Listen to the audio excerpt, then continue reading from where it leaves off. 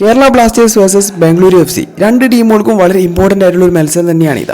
Semi സാധ്യതകൾ നിലനിർത്തണമെങ്കിൽ രണ്ട് ടീമുകൾക്കും വിജയം അനിവാര്യമാണ്. ബാംഗ്ലൂരു ശ്രീകണ്ഠീരവ് സ്റ്റേഡിയത്തിൽ വെച്ചാണ് മത്സരം അരങ്ങേറാനായിട്ട് പോകുന്നത്. ഒരു കാര്യം നോട്ട് ചെയ്യുക, കൊച്ചി ജവഹർലാൽ നെഹ്റു സ്റ്റേഡിയത്തിൽ വെച്ചാണ് നടക്കുന്നത്. ബ്ലാസ്റ്റേഴ്സിന്റെ എവേ മാച്ചാണ്.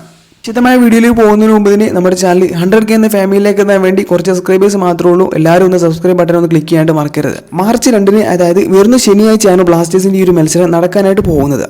കഴിഞ്ഞൊരു മത്സരത്തിൽ FC ഗോവയ്ക്കെതിരെ 2-0 പരാജയപ്പെട്ട് നിൽക്കുന്ന സമയത്ത് 4 ഗോളുകൾ തിരിച്ചടിച്ചുകൊണ്ട് കംബാക്ക് അടിച്ചതിന്റെ ആത്മവിശ്വാസം ബ്ലാസ്റ്റേഴ്സിനുണ്ട്. അതേസമയം ബാംഗ്ലൂരു FC ആയാലും ടേബിളിലെ അവസാന സ്ഥാനത്തുള്ള ഹൈദരാബാദ് FC 2-1 പരാജയപ്പെടുത്തിക്കൊണ്ടാണ് വരുന്നത്. ഇനി ബ്ലാസ്റ്റേഴ്സ് ബാംഗ്ലൂരു FCക്കെതിരെ ഇറങ്ങാനായിട്ട് പോകുന്ന ഒരു പോസിബിൾ എനിപ്പിലേക്ക് തന്നെ വരാം. ഗോൾ കീപ്പർ സ്ഥാനത്ത് കരൺജിത്ത് സിംഗ് ഇറങ്ങാനാണ് സാധ്യത. മെയിൻ കീപ്പറായിട്ടുണ്ടായിരുന്ന സച്ചിൻ സുരേഷിന് പരിക്ക് പറ്റിയതിനെ തുടർന്ന് ഈ ഒരു സീസൺ മുഴുവനായിട്ട് നഷ്ടപ്പെടുമെന്നാണ് അറിയാൻ സാധിച്ചത്. ഡിഫൻസിലേക്ക് വരികയാണെങ്കിൽ മിലോസ്, നവോച്ച, ഹോർമിപ്പ റൂയിവ, സന്ദീപ് സിംഗ് എന്നിവരായിരിക്കും. ഇനി മിഡ്ഫീൽഡിലേക്ക് വരികയാണെങ്കിൽ മുഹമ്മദ് ഐമൻ, വിപിൻ മോഹനൻ, ജിക്സൺ സിംഗ്, ഡൈസുകെ സഗായ് എന്നിവരായിരിക്കും. രണ്ട് സ്ട്രൈക്കർമാരായിട്ട് ഫെഡോറും കൂടെ തന്നെ ബ്ലാസ്റ്റേഴ്സിന്റെ ടോപ്പ് സ്കോററായിട്ടുള്ള ഡിമിട്രിയോസ് ഡാമാൻഡാക്കോസുമായിരിക്കും ഇറങ്ങുക.